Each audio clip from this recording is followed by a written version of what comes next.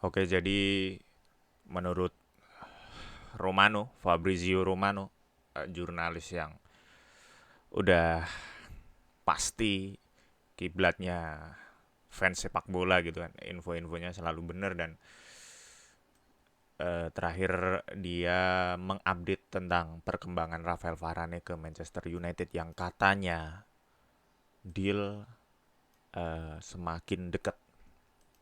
Eh, Personal term udah dan Varane katanya menginginkan untuk tantangan baru karena ya kita semua tahu CV dari Rafael Varane ini sangat-sangat bagus gitu kan.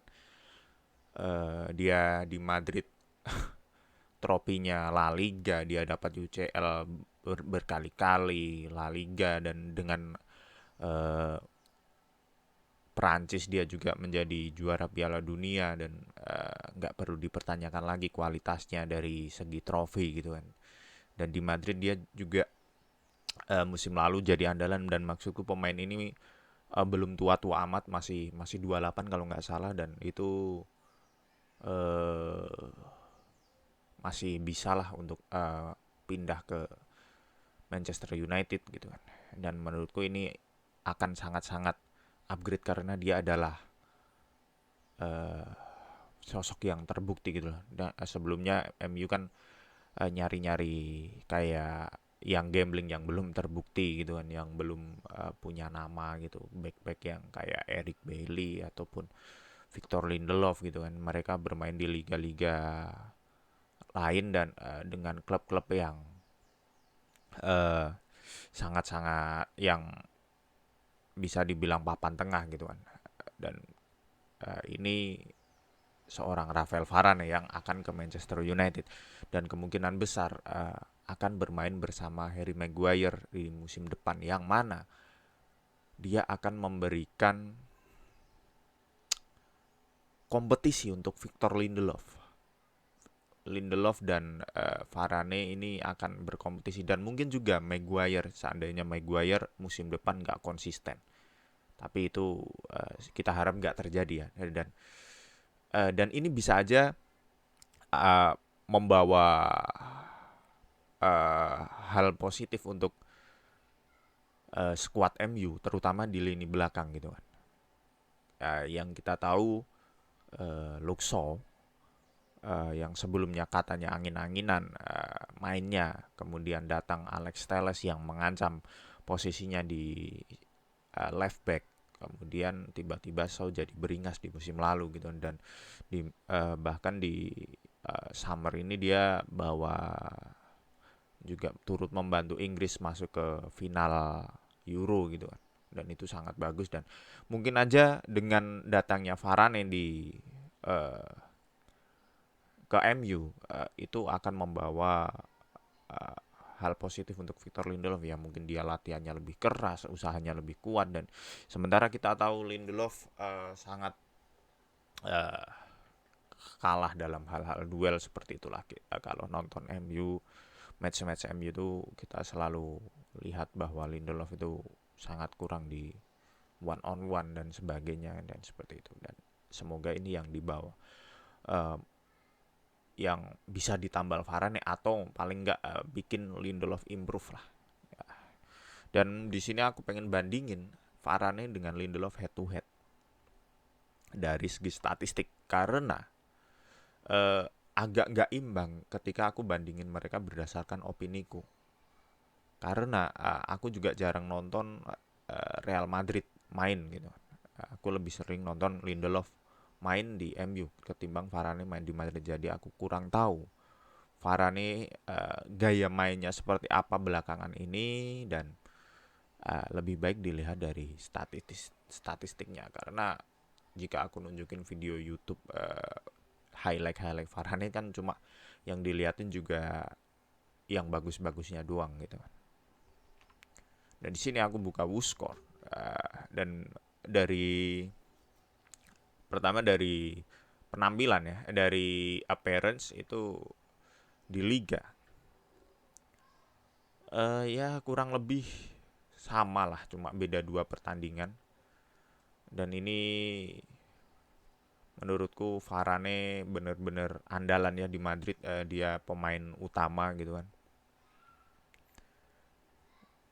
Karena main juga eh, liga itu kalau nggak salah 38 pertandingan dan dia main 31. Dan itu cukup oke, menit bermain pun Varane eh, lebih banyak. Dari segi umur kelewatan nih. Dari segi umur pun beda setahun aja. Jadi menurutku eh, nggak terlalu signifikan lah dari segi umur. Mencetak gol pun Varane lebih banyak, asis. Nah ini mungkin Lindelof asis satu tuh kalau nggak salah yang dia passing jarak jauh ke Rashford dari sisi belakang, dari belakang. Dan itu mungkin kelebihannya Lindelof gitu kan dengan passing-passingnya, karena aku juga nggak pernah lihat Varane eh ini loh, seperti apa dia tipe permainannya gitu loh. Wah ini baru tahu aku kalau Lindelof nggak pernah dapat kartu musim kemarin tuh nggak pernah. Dan ini catatan yang entah bagus atau entah buruk gitu kan. Di satu sisi Lindelof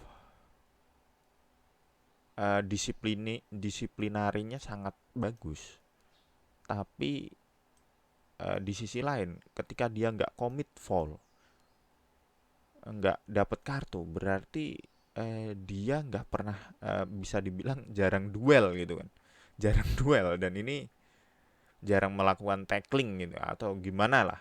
Maksudnya jarang, iya, bukan nggak seperti center back kebanyakan gitu loh, nggak mau bertarung mungkin gitu kan. Dan ini eh, dua dari Varane ya, ya catatan yang cukup tipis lah. Dua menurutku nggak terlalu buruk untuk seorang center back gitu kan, yang tugasnya menjegal orang gitu. Dua itu bagus. Kemudian ada shot per game dan ini menurutku nggak penting untuk seorang center back. Aerial spot. Nah ini tipis ya, beda 0,2. Ini agak mengejutkan karena Lindelof bisa tipis. Sorry ini, sorry salah. Ini adalah passing sukses percentage dan ini ya tipis-tipis lah. Sorry kok aerial one aku malah baca yang bawah. Begitu juga dengan aerial one juga tipis-tipis gitu. Dari segi seperti ini juga. Dan dari segi rating WhoScored, Varane jauh lebih bagus gitu.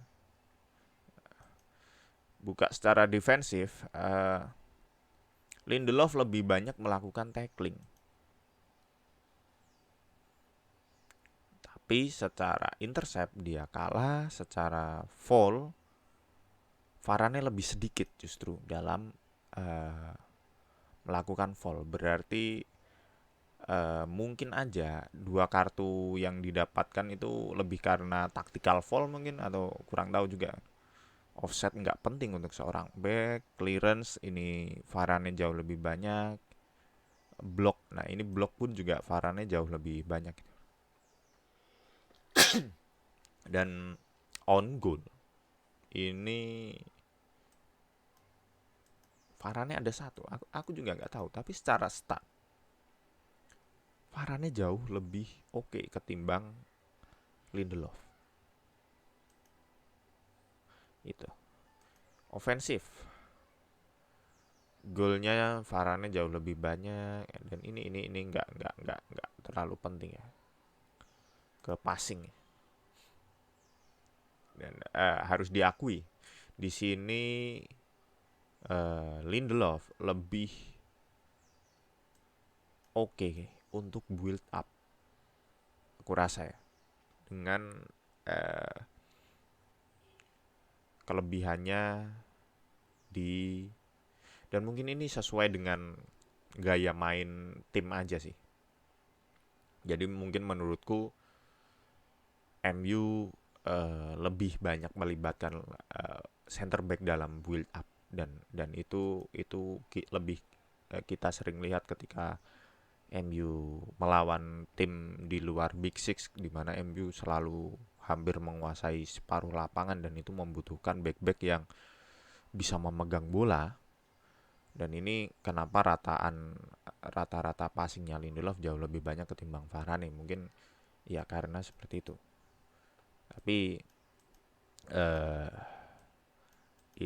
itulah emang harus diakui kelebihannya Lindelof, yaitu di eh, dia ketika pegang bola. Cuma eh, dan ini ada plus minus ya, tetap dua orang ini ada plus minus di mana let's say Lindelof adalah lebih seperti ball playing defender tapi dengan atribut defensif yang lebih yang kurang ketimbang Rafael Varane. Dan aku rasa dua orang ini ada di MU bisa benar-benar saling menutupi seandainya oleh pengen ada perubahan taktik mungkin atau ketemu tim yang berbeda, maka mereka eh, oleh bisa memilih salah satu dari mereka siapa yang akan main gitu. Dan menurutku untuk harga, kurang tahu harganya dealnya berapa ya. Di transfer market dia 70 juta, cuma karena kontraknya mau habis ya katanya 40 juta bakalan dilego sama Madrid. Cuma kita lihat itu.